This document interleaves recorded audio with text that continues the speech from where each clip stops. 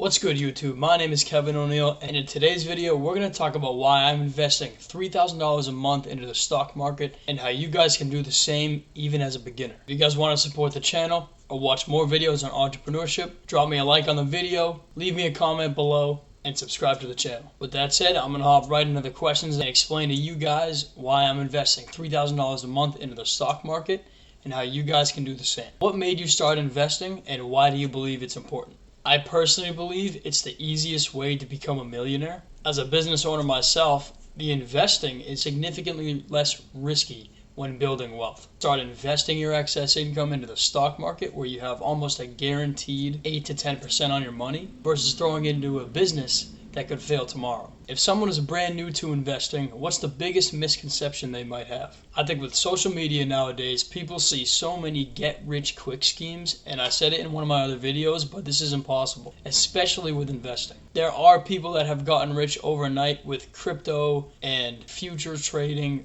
but it's like gambling. If you want to go down the route of relatively risk-free investing, then you need to understand that you need money to make money. If you put $500 into the stock market and that grows 10% over the course of the entire year, you'll be left with $550. If you had $1 million, you get that same return over a year, then you just made $100,000. So how do you get to that point? That's what I'm going to talk about in this video, and stay to the end. I'm going to go through all the steps. What's your goal with investing? Financial freedom, long-term wealth, or something else? For me personally, I call it a relatively risk-free backup plan to my own business ventures. And the end goal for me is financial freedom. I really do treat investing like out of sight, out of mind.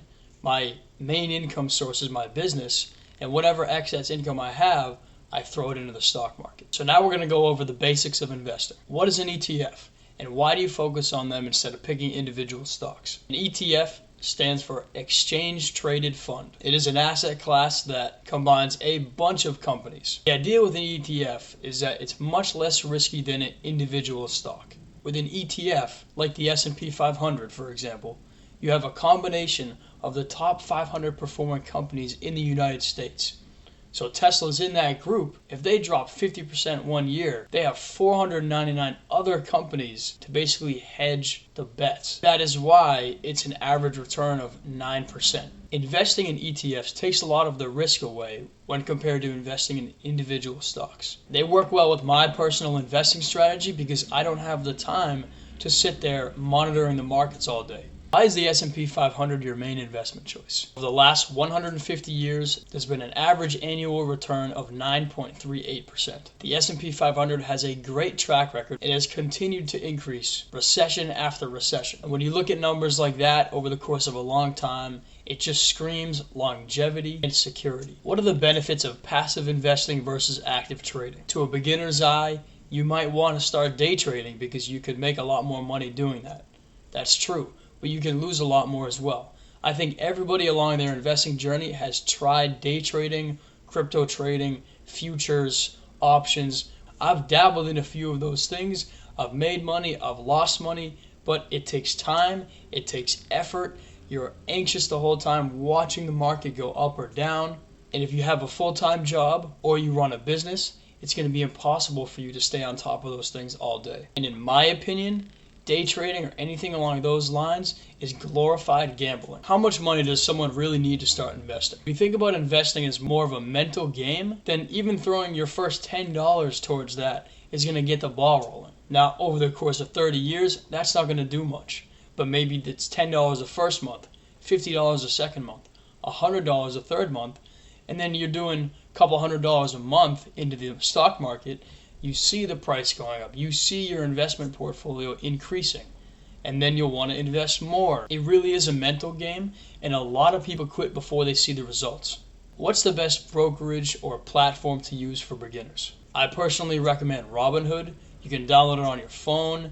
It's an easy to use app with a lot of great information for beginners. If you guys want to download the app and give it a try, I've got a link below in the description. But just to get the ball rolling, you can set up your recurring investments to hit your investing goals. Now we're going to talk a little bit about my $3,000 a month investing strategy. How do you decide how much to invest each month? For me personally, this is a difficult number to get to because my expenses and my income are always fluctuating. But step one for anybody is create a budget. You will know exactly how much money you can afford to invest every single month, looking at all of your expenses and all of your income on a monthly basis. If you guys want more info on budgeting, I highly recommend checking out Dave Ramsey or Caleb Hammer on YouTube. Do you follow dollar cost averaging or do you time the market? Similar to what I said in my first video, it's impossible to time the market. There are a select few that can do it, but the vast majority of people who don't have the tools, the knowledge, or the resources, they will not be able to do it, and you'll lose your money. I highly recommend dollar cost averaging. It's kind of what we talked about earlier with the ETFs, but you basically throw your excess income on a weekly or monthly basis into the stock market. If a stock price is fluctuating like crazy over the course of a year, but you buy it every single month, in February you might buy it high, next month could be really low, but your average cost is going to be somewhere in the middle. It is a strategy that I've been using for a while because, again, out of sight, out of mind. I don't think about it. Regardless of whether the market's doing well or it's underperforming, I know that long-term dollar cost averaging is the way to go. How do you balance investing with other financial goals, like an emergency fund, business growth, travel, etc.? So I touched upon this at the beginning of this section, but this is difficult for me because my income and my expenses fluctuate every single month. Over the last 2 years, I've been able to average out my net income, and I use those numbers to decide how much I should invest every month. So right now, I'm investing about half of my net income on a monthly basis, and I kind of save the other half for taxes, emergency fund, anything that might come up. Now we're going to talk about the importance of a long-term growth mindset. What's your strategy for handling market downturns? Like I've said a few times in the video, I don't think about it. Don't worry about it if you are investing on a monthly basis into safe stocks like the S&P 500. I know it can be easy to fall into the trap sometimes. You'll get those notifications that say that your investments are losing money. But you don't really lose money until you sell. So if you hold out long term, you understand that there's going to be ebbs and flows with the stock market and in your investing journey, then you'll be good to go. I recommend thinking about that money that you invested. It's not even your money. Consider it an expense like your rent, your Wi-Fi, your car insurance. You never want to interrupt the process of compounding. How does compounding work and why is it so powerful? So the first part we talked about was finding ETFs or relatively risk-free investments. The second part we talked about was dollar cost averaging and investing on a monthly basis.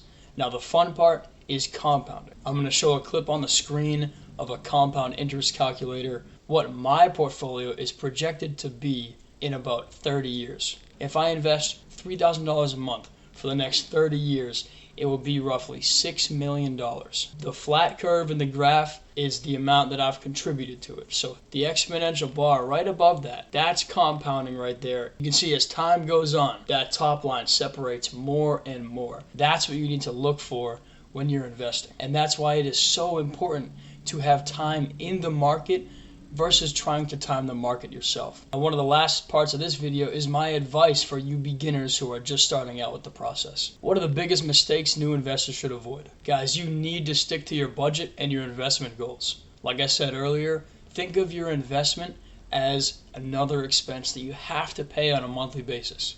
Many beginners lose hope when they've been investing for 3 months, 6 months, maybe even a year to show that all the money they contributed is only going to be worth 5 to 10% more. It's tough to wrap your head around it until you see a graphic like that compound interest calculator. You really just got to dive in, believe in the process, and just keep investing. After you do it for a little while, it becomes second nature.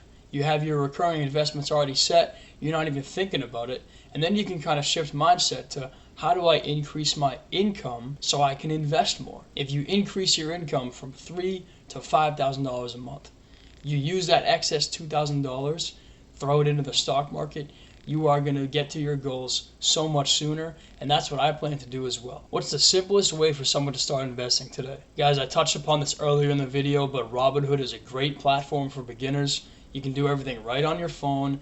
It's easy to connect your bank account information to get those deposits on a recurring basis, and they have a ton of information for new investors. If you're interested, the link is in my bio down below. Start this journey with me today. I'm going to talk about the next steps you guys can take if you want to start investing today. The first and most important part of investing is building your budget and knowing exactly how much you can afford to invest on a monthly basis. So step 1, build your budget. Step 2, click the link in my bio to sign up for Robinhood and set up your recurring investments immediately. Once you've done that, you're good to go. Don't touch it. Don't monitor it. Make sure those investments are hitting every single week into that account and just wait. Once you start making more money, you can start increasing those recurring investments and set yourself on a better path for the future. If you guys like the information in today's video, give me a like, drop me a comment if you have any questions, and subscribe to the channel if you want more videos on entrepreneurship, personal finance, and small business growth. My name is Kevin. I hope you guys enjoyed the video, and I'll see you in the next one. Peace.